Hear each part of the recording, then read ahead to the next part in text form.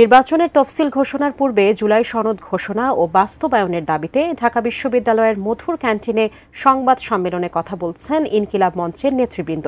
আমরা এখন সরাসরি চলে যাচ্ছি সেখানে। নারী ভোটারদের সংখ্যা যেই দল যত পাবে তার অনুপাতে সে সংসদে নারী আসন পাবে। তাহলে লাভ হবে দুইটা। একে হলো তখন একটা এজেন্সি হবে, ও আমি যে ভোটটা দিচ্ছি এটার একটা স্পেশাল দাম আছে, কারণ নারীদের ভোটের উপরেই নির্ভর করবে প্রত্যেকটা রাজনৈতিক দল সংসদে কতগুলো নারী আসন পাবে। Number one. নাম্বার দুই, এই যে আমরা অনেকের ব্যাপারে ইসলামী দলগুলোর ব্যাপারে বলি কি, তারা নারীদের কাছে যায় না, নারীদেরকে গুরুত্ব দেয় না, কিন্তু রাজনীতিতে নারীকে তো সামনে লাগবে। Very good.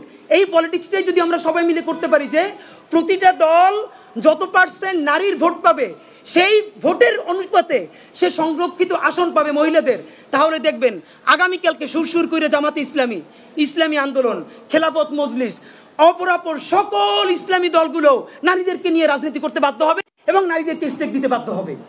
সুতরাং আমরা এটা আপনাদেরকে বলে রাখলাম। ফাইনালি আপনাদের সাথে আমরা যেটা বলতে চাই, যদি এবং আমরা বলেছিলাম যে একটা উচ্চকক্ষ হবে, নিম্নকক্ষ হবে। নিম্নকক্ষে সাধারণ ভোট হবে, উচ্চকক্ষে একটা আনুপাতিক হারে হোক, যেভাবে হোক আপনারা ঠিক করেন। তো কোনো উচ্চকক্ষ না হয়, আগের মতো 300 সংসদে ভোট হয়ে যায়, সেই পাড়ার মাস্তানটা যারা দেখলে মানুষ ভয় পায় সে আবার সাংসদ হয়ে সংসদ সদস্য হয়ে এলাকায় ফিরে যায়, তাহলে এই অভ্যুত্থানের দামটা কি আমারে বলেন।